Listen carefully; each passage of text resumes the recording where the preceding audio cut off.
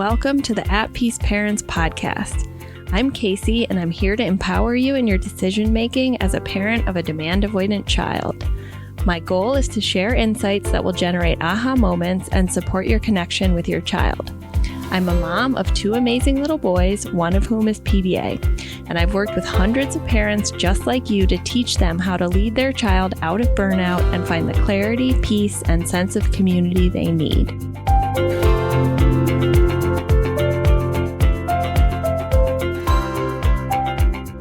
Friends, what are we going to do about the fact that there isn't enough research to support A, the existence of pathological demand avoidance, and B, evidence-based strategies in order to support our pathologically demand avoidant children, teens, humans, and parents? So often, this is something that is wielded against parents who are wanting to experiment with a different paradigm or logic that is not based in behavioralism with their PDA children and teens, but rather based in the logic of their brain, their nervous system, and radically accepting it as a nervous system disability. So I want to talk a little bit about the state of affairs and give you the good news or invitation to experiment with the recognition that we can still be rigorous, consistent, and use the scientific process within our homes, even if the peer-reviewed journal articles and therefore the psychologists, doctors, and clinicians trained on that literature, which will be 20 years from now, still don't exist. Okay? So most of the research that exists on PDA has come out of the UK and the PDA Society, and it's really wonderful, but it's primarily observational, meaning that they have collected data through surveys of parents of PDA adults. This is the same type of study I'm doing with the University of Michigan. It's a survey, it's observational, it's not randomized, it's not experimental, right? The people that we surveyed using my social media account is a biased sample, right? It's not going to capture observationally the whole picture, okay? We're at a very early stage in the research. The other body of literature, if you can even call it that, is meta-analyses of these limited observational studies that have been done that show they're not good enough studies and therefore PDA doesn't exist. So it's kind of tautological in the sense that it's just like going back and forth, okay? But this is how all research starts, with a question that we don't know the answer to and therefore have to collect data, run experiments, use a scientific process, and start to create a body or a canon of literature about it where there's debate.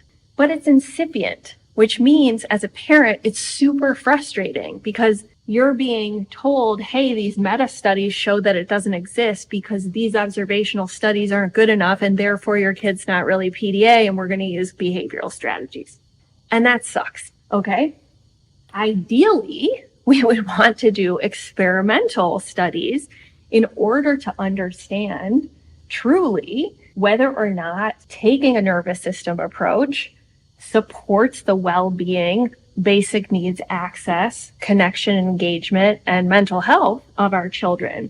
But that would require having two samples from a population that in distribution are equivalent, meaning like on average, these groups of children are similar and we can apply a treatment and a control and see if there are different outcomes. There's ethical issues with that. There's logistical and financial issues with that. Experimental studies are super expensive, okay? So this is certainly not going to happen for a long time, I am sure. So where does this leave us? This leaves us with our small sample, which is our family. So even if you have 10 PDA kids, it's still a small sample. I only have one, so it's an N of 1. And we can take more qualitative methods and the scientific process to determine through experimentation if things work for our family, okay? So this is the way, I believe, to introduce rigor, if that's your cup of tea, and track indicators and take a scientific approach to understanding what works for your family. So how does the scientific process work? So first, we usually, when we're developing a hypothesis about something, we often have a big body of literature to draw on, right? In our case with PDA, we don't have that big body of literature, but that's okay. We have logic, we can outline our assumptions, and we can also collect empirical data on our own child. We're never going to be able to do an experiment on our own child because it's an N of 1. And we can develop a hypothesis from our own observations. What might that look like? That might look like, I have used timeouts, I have used sticker charts, I have used positive discipline, I've used natural consequences, I've tried gentle parenting with strict boundaries. And my observation is that my kid went into burnout, they stopped eating or they stopped speaking, they had selective mutism, maybe they couldn't go to school anymore. And so we have this observation and some data points, right? And so we might develop a hypothesis, which is, you know what, regardless of whether this says that PDA exists, what my data and my family tells me and my observation of my small sample of 1 or more is that I don't think these behavioral approaches work. So I'm going to hypothesize that it's not actually driven by behavior, whether or not we believe in PDA. So maybe we develop a hypothesis that supporting the nervous system and using accommodations would help our child, okay? But we can never refer back to the hypothesis unless we are consistent, apply a new strategy, and collect data. That's what an experiment is, right? It's an intervention. The cool thing about supporting your child's neurotype through nervous system-based accommodations, trust and connection approaches is that the intervention isn't going to be super traumatic. And you can always start your data collection and say, hey, this isn't working for us. My hypothesis was wrong. I'm pivoting. Great. Base it on your observations, right? So what we want to think about is a consistent period of time. So for example, our signature program, the Paradigm Shift program, is designed for a 3-month intensive process, meaning parents experiment consistently through a new logic with a new hypothesis.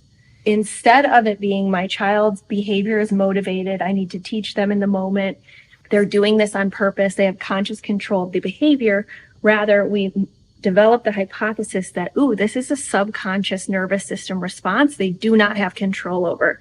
And therefore, our intervention is going to be supporting the nervous system and accommodating so that they can not spend so much time here in the survival brain, right?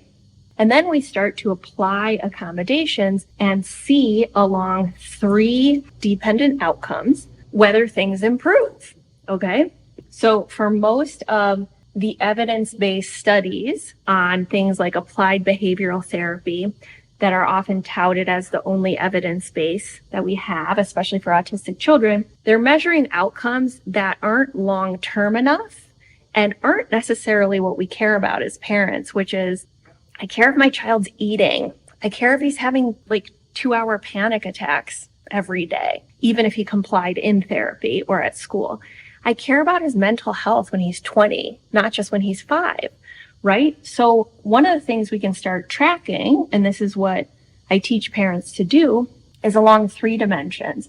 One is nervous system activation. So we're actually measuring how intense, how frequent, how long do nervous system activation moments last? Like, how long are the meltdowns? How intense are they? Are things getting thrown? Are people getting hurt? And how frequently? And we want to see that go down, right? Because sometimes with the logic of behavioralism, we can see increased compliance that the studies capture within the setting of a clinical space. Like, yes, the child complied, but it's not an externally valid measure where it's the same outside of the clinical space, where the kid comes home and collapses, has shut down, stops talking, or can't eat or sleep. Okay, so we measure nervous system activation. Then we measure access to basic needs, meaning, is my child, as I apply this new logic with this hypothesis, and implementing this different intervention, which is trauma-informed strategies that support your child's trust, felt safety, and connection, then we see, are they eating more? Are they needing less help with toileting? Are they having less trouble with things like endocaprices, constipation, UTIs, stomach aches, diarrhea, etc.? Are they sleeping better or more? Are they able to engage in hygiene, like teeth brushing or showering? And how is safety, which might include things like self-harm? Okay, so those are two dependent outcomes. And then the third is connection and engagement to you, which is going to look different than neurotypically conditioned things like speaking in a reciprocal way. Like if I say something to you, then you have to respond in a certain way, which might be something we're doing in a behavioral approach, which is more skills training and training a specific dependent outcome. But rather, we want to see organic connection, like your child giving you a gift or your teen coming out of their room for the first time in months and sitting next to you voluntarily in a room, even if they're not speaking. Okay, so we can look for these indicators that if you're a parent that doesn't care about those indicators, like feel free to ignore this presentation. But for me, when my son was in burnout and when my PDA son couldn't eat, was selectively mute, was sort of like a feral animal, I did not care what his compliance was in a therapy setting. What I cared about was his nervous system well-being, his basic needs, and his engagement and connection to the world, even if it was in a non-neurotypical way. So we can still use logic and rigor and the scientific process, even if what's been produced out of academia has not yet caught up to our lived reality. And as someone who has a doctorate in the social sciences and loves research, I deeply understand how long this takes, right? And it takes even longer once things are published and debated and peer-reviewed and argued upon to agree upon something that can then be used to train the clinicians that are diagnosing our kids or giving us advice. So this is just to peel the veil off a little bit on what it means when someone says, this isn't evidence-based or PDA doesn't exist. It does exist. It just hasn't been studied yet, and it hasn't shifted quite the way that we think about things. And that's okay, because the reality in your home is a truth that you can see and believe in because you're smart and resourceful, whether or not you have a doctorate or an MD. Thanks everyone for being here with me at the At Peace Parents podcast. This is your source for all things related to understanding, supporting, accommodating, and advocating for your PDA child. To go deeper on any of these topics, check out my course offerings and masterclasses at the website www.atpeaceparents.com. To completely transform the way you think about and relate to your child and to bring peace and stability to your home, join us for the next cohort of the Paradigm Shift program.